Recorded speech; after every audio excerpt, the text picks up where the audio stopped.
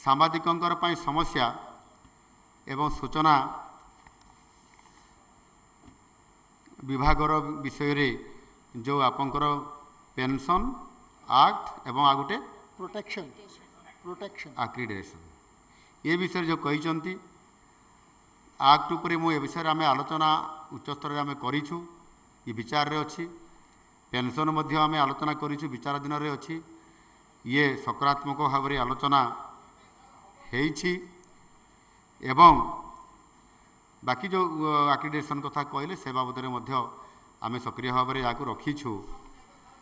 आम निश्चित भाव में विचाराधीन जेहेतु अच्छी जे पर्यंत ये विचाराधीन अंत न होती से दिन पर्यंत